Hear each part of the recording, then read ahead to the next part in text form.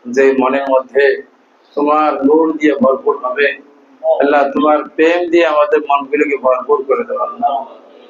আল্লাহ তুমি আমাদেরকে কবুল মঞ্জুর করে নাও, আমাদের এই ক্লাসকে তুমি কবুল মঞ্জুর করে নাও আল্লাহ। আমাদের এই ক্লাসের সাথে যারা এই সম্পর্ক করেছে আল্লাহ, আমাদের সকল শাগিরদেরকে তুমি কবুল মঞ্জুর করে নাও আল্লাহ। সকল তলবা ইজামদেরকে তুমি কবুল মঞ্জুর করে নাও আল্লাহ। যারা কাছে আছে দূরে আছে সকলকে তুমি কবুল মঞ্জুর করে নাও।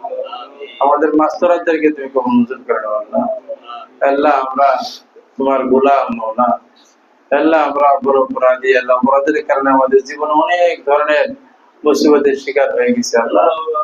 আল্লাহ যার যে যত সমস্যা আছে আল্লাহ তুমি সমাধান করে দাও। আমাদের মাঝে যারা অসুস্থ আছে সেবা দান করে দাও। আমাদের মোহাম্মদ সাহেব, তাজুল সাহেব আলী অসুস্থ হলো, কঠিন রোগে আক্রান্ত আল্লাহ, তুমি সেবাই কামেল আজর দান করে দাও আল্লাহ। সেবাই কামেল আজর দান করে দাও আল্লাহ, সহজ করে দাও আল্লাহ।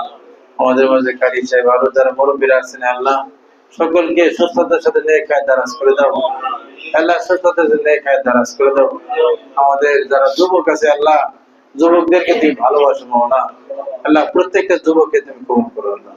প্রত্যেকটা যুবককে তুমি তোমার ওলি হওয়ার জন্য ব্যবস্থা করে দাও আল্লাহ। মেহেরবানি করে কবুল মঞ্জুর করে নাও আল্লাহ। আমাদের এখানে যারা ব্যবসায়ী আছেন আল্লাহ, যাদের ব্যবসার ভিতরে সমস্যা আছে আল্লাহ সমাধান করে দাও আল্লাহ।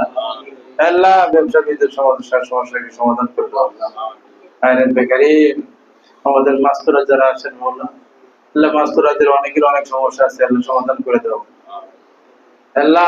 অনেকেরই সন্তান হয় না আল্লাহ, সন্তানের জন্য পেরেশানিতে আছে, সন্তান ব্যবস্থা করে দাও আল্লাহ। আরো যাদের যত সমস্যা, ফ্যামিলিগত সমস্যা আছে আল্লাহ, তুমি সমাধান করে দাও আল্লাহ, সমাধান করে দাও আল্লাহ।